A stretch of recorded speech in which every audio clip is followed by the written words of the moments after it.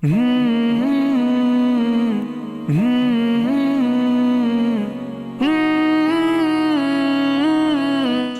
المبارک کے اعمال میں سے ایک عمل آخری عشرے کا اعتکاف ہے۔ اعتکاف رک جانے کا نام ہے۔ ہر طرف سے ہر ایک سے ہٹ کٹ جانا اور یکسو ہو کر اللہ کے دربار میں، اللہ کی بارگاہ میں لو لگا لینا، ذکر و فکر میں لگ کر اللہ کے در پر بیٹھ جانے کو اعتکاف کہا جاتا ہے۔ نزول قرآن سے پہلے اللہ کے محبوب صلی اللہ علیہ وسلم غار حرا میں جا کر قیام کیا کرتے تھے، اور آخری مرتبہ کئی روز کا آپ نے وہاں قیام کیا، جس کو علماء، ائمہ، فقہا نے آپ کا پہلا اعتکاف ہی شمار کیا ہے کہ آپ نے وہاں پر اعتکاف والی عبادت اختیار کی، ہر ایک سے ہٹ کٹ کر وہاں پر بیٹھے، ذکر و فکر میں مشغول رہے، تو اللہ تعالیٰ کی طرف سے روحانیت کا درجہ اتنا آپ کا بلند ہوا کہ اللہ تعالیٰ نے قرآن پاک نازل کرنا شروع کر دیا۔ رمضان المبارک کا مہینہ تھا، آخری عشرہ تھا، لیلۃ القدر تھی، اور پہلی وحی حضرت جبرائیل امین لے کر نازل ہوئے، اقرأ بسم ربک الذی خلق، خلق الانسان من علق، اقرأ وربک الاکرم الذی علم بالقلم۔ تو پہلی وحی کا نزول رمضان المبارک کے آخری عشرے میں تاقرات میں ہوا، تو یہ اعتکاف ہی تھا جس کی برکتوں سے اللہ تعالیٰ نے قرآن پاک کا نزول شروع فرمایا۔ تو اعتکاف ہر ایک پر لازم ہونا چاہیے اپنی ذات کی اصلاح کے اعتبار سے۔ شرعی حکم کے اعتبار سے اعتکاف سنت موقدہ علی الکفایہ ہے۔ اگر کچھ لوگ اعتکاف کر لیں تو باقیوں کی طرف سے وہ سنت جو ہے موقوف ہو جائے گی، اگر وہ نہ بھی کریں تو گناہ گار نہیں ہوں گے۔ لیکن اگر کوئی بھی شخص مسجد میں اعتکاف کرنے والا نہ ہو تو پورے علاقے والے، محلے والے سب کے سب اعتکاف نہ کرنے کے گناہ میں مبتلا ہوں گے۔ تو اسی لیے ہمیں اعتکاف کرنا چاہیے۔ حضرت انس رضی اللہ تعالیٰ عنہ فرماتے ہیں کہ رسول اللہ صلی اللہ علیہ وسلم ہر سال آخری عشرے کا اعتکاف کیا کرتے تھے، اور ایک مرتبہ سفر میں ہونے کی وجہ سے آپ اعتکاف نہ کر سکے تو آئندہ سال آپ نے 20 دن کا اعتکاف کیا۔ اور حضرت عائشہ صدیقہ رضی اللہ تعالیٰ عنہ فرماتی ہیں کہ رسول اللہ صلی اللہ علیہ وسلم مسلسل اعتکاف کرتے رہے، یہاں تک کہ آپ نے دنیا سے پردہ فرما لیا، اور آپ کے وصال کے بعد ازواج مطہرات اعتکاف کا اہتمام کیا کرتی تھیں۔ تو گویا کہ اعتکاف صرف مردوں کے لیے نہیں، عورتوں کے لیے بھی عبادت ہی ہے،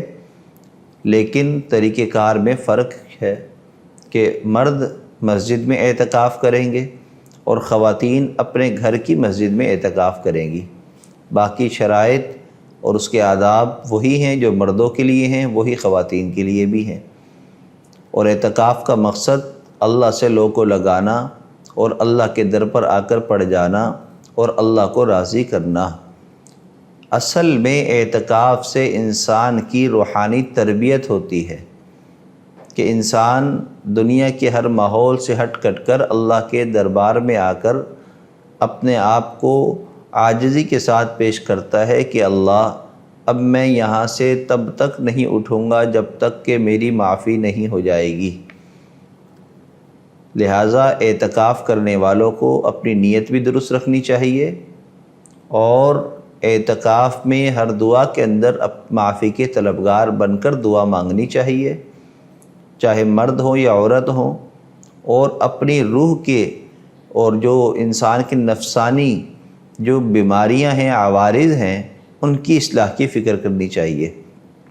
روحانی بیماریوں میں سب سے بڑی بیماری دل کی بیماری ہے۔ جیسے جسم کی بیماریوں میں سب سے بڑی بیماری دل کی بیماری ہے کہ کسی کو اگر ہارٹ اٹیک ہو جاتا ہے تو پھر اس کے بعد وہ اسپیشل مریض بن جاتا ہے۔ ہر ایک کہتا ہے کہ یہ دل کا مریض ہے، اس سے احتیاط سے بات کی جائے، خوشی ہو یا غمی ہو ذرا سنبھل کر خبر دی جائے، کہیں ہارٹ اٹیک دوبارہ نہ ہو جائے۔ بالکل اسی طریقے سے روحانی اعتبار سے بھی دل کی بیماری سب سے بڑی بیماری ہے، اور وہ کیا ہے؟ دل آزاری، دل کے اندر حسد کا آ جانا، دل کے اندر بغض اور کینہ ہونا، عناد ہونا۔ رسول اللہ صلی اللہ علیہ وسلم پر ایمان نہ لانے والوں میں اہل کتاب کے بارے میں قرآن پاک میں اللہ تعالیٰ نے اس بات کو بار بار بیان فرمایا ہے کہ اہل کتاب صرف اس وجہ سے آپ سے ایمان نہیں لا رہے کہ ان کے دل کے اندر آپ کے لیے کینہ تھا، عناد تھا، کیونکہ ان کی سوچ یہ تھی کہ جس طریقے سے بنی اسرائیل میں انبیاء پے در پر آتے رہے تو آخری نبی، آخری پیغمبر بھی ہم میں سے ہی ہونا چاہیے تھا،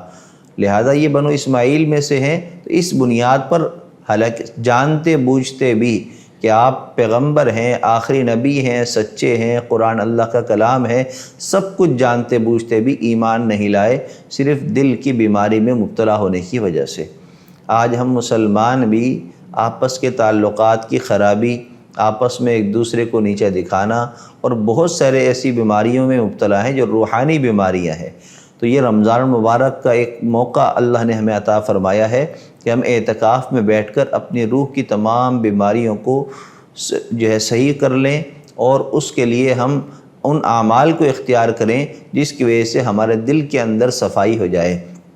تو اعتکاف میں بیٹھنے والے حضرات، مرد خواتین، تمام کے تمام اعتکاف میں اس نیت سے بیٹھیں کہ اللہ اس اعتکاف کی برکت سے ہمارے دلوں کی صفائی فرما دیجئے، اور ہم بھی یہ نیت کریں کہ اللہ ہم اپنے دل کی صفائی کی نیت سے اعتکاف میں بیٹھ رہے ہیں، اور ہم روحانی ترقی چاہتے ہیں اور آپ کا قرب چاہتے ہیں۔ تو انشاءاللہ جب اس نیت کے ساتھ اعتکاف کیا جائے گا تو اس کا فائدہ 100% ملے گا۔ اور اعتکاف میں بیٹھنے کا ایک خاص مقصد ہوتا ہے لیلۃ القدر کی تلاش، اور وہ اسی صورت میں ہو سکتی ہے کہ جب ہم اعتکاف میں صحیح نیت کے ساتھ بیٹھے ہوں گے اور پھر اس کے مقاصد کو سمجھتے ہوں گے، تو انشاءاللہ تعالی ہمارے لیے سارے معاملات اور ساری دعائیں کرنا آسان ہوگا۔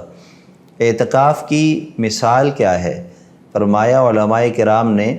کہ کوئی انسان کسی بادشاہ کے دربار پر جاتا ہے، دروازہ بند ملتا ہے، لیکن وہ وہیں بیٹھ جاتا ہے کہ جب بھی دروازہ کھلے گا تو میں اپنا جو ہے مدعا پیش کروں گا، اور اگر دروازہ نہیں کھلتا یا اس میں تاخیر ہوتی ہے تو پھر صدائیں بلند کرتا ہے سوالی،